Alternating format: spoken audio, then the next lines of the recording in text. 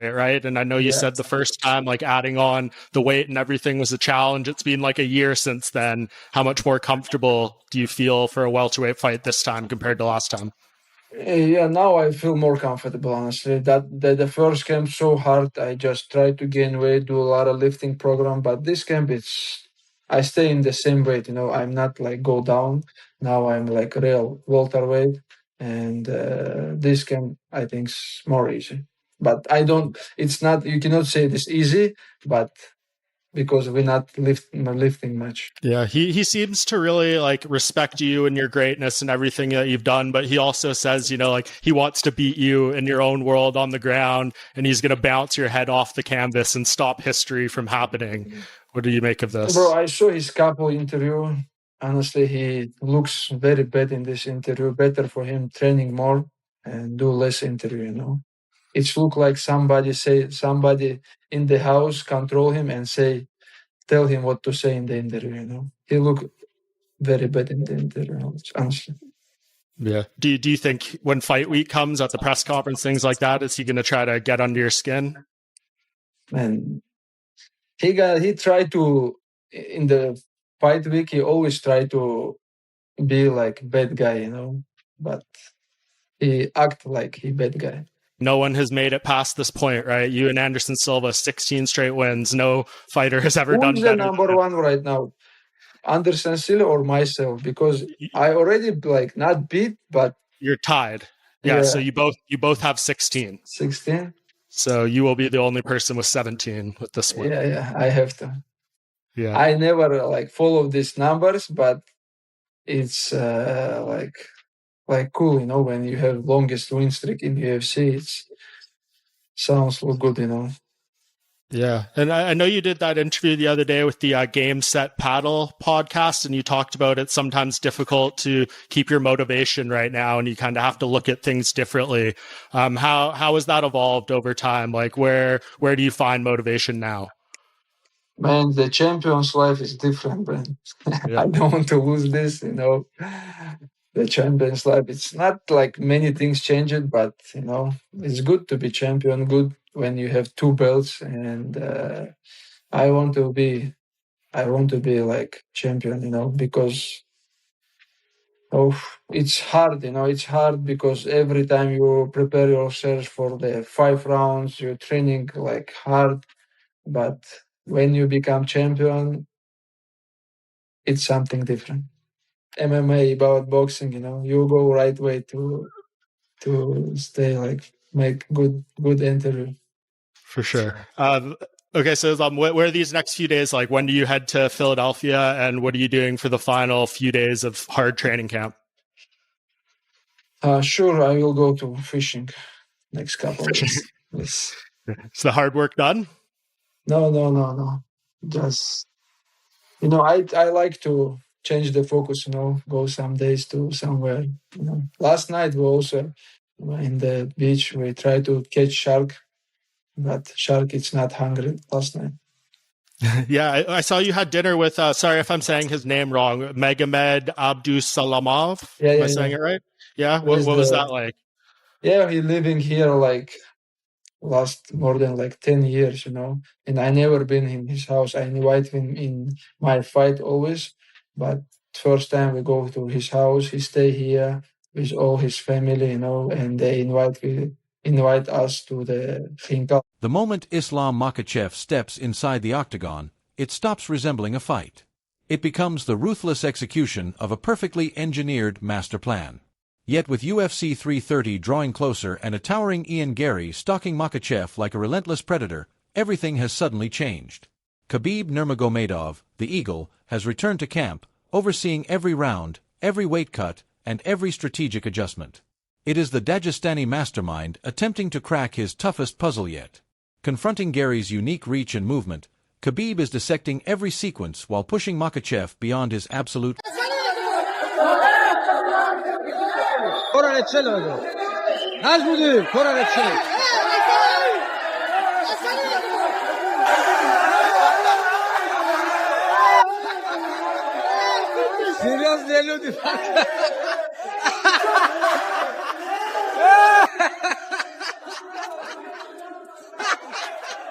Мы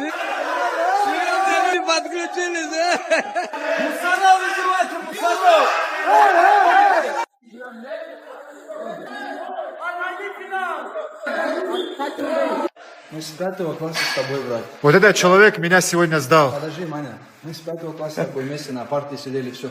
Это он тебя, брат, загрузил. Я вообще не при делах, брат. Хаба. Важно только, чтобы ты вернулся поскорее в этот большой... Хаба, я же к тебе утром зашел, тебя не было, брат. Абубакар, это все разговоры, брат. Если бы он ничего не сказал бы, я даже не заметил бы, что тебя в строю нет. Потому что ты никакой заметный. Зато такая польза, да, 2 раза. Я утром потренировался. Вечером потренировался.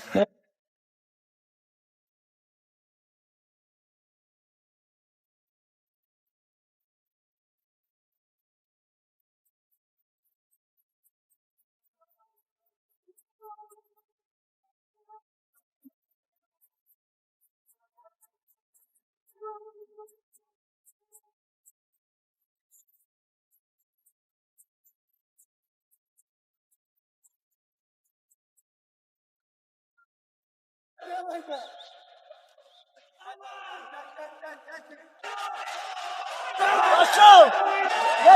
Нету! Стоять!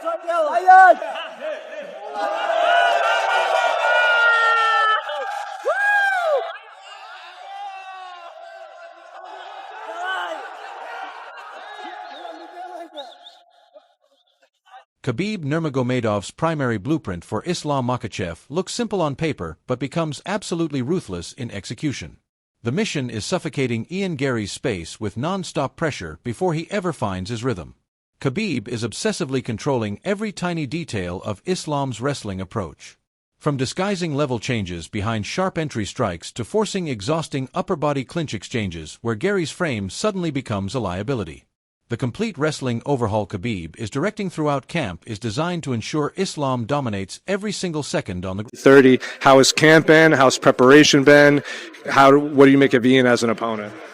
Yeah, everything is going very well. We stay in the same gym. Like last couple of fights, we stay in New Jersey and training in Nick Cotton MMA. It's very nice gym.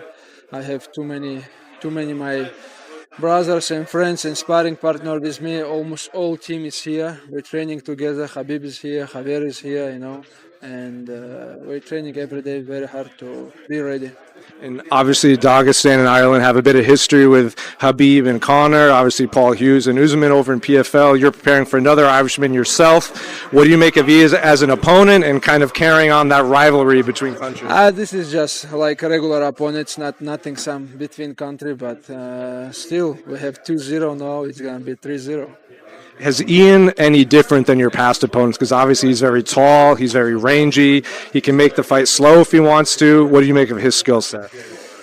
His skills, I just have to run in this camp too much because I have to follow him because he runs too much. I know his game plan. We always see his fight, and he has same style always. But I will try to catch him, take him down. Just what I did with my all opponents. He's done a lot of his camp, obviously, with Charles Oliveira. He's trained a lot. Is there anything Charles can tell him about you that you're worried about? Yeah, Charles. Instead of trapping opponents on the ground through endless wrestling alone, Makhachev's camp reveals another dangerous layer of his preparation. Training inside the cage against fast-moving striking sticks, Islam Makhachev is sharpening his head movement, guard positioning, and counter-timing under relentless pressure. He is not focused only on dragging the fight to the canvas.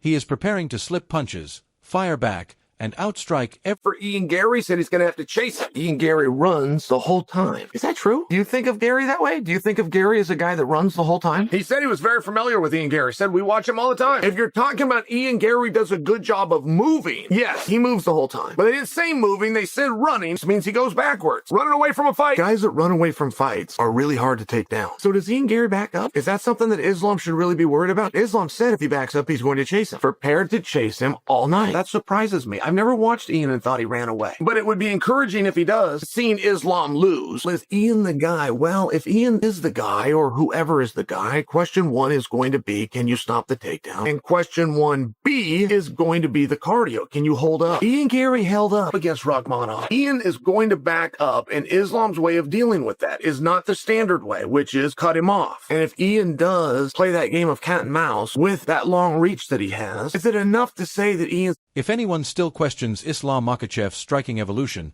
his latest camp footage crushes every doubt instantly, smashing heavy body shields with explosive, high-velocity kicks.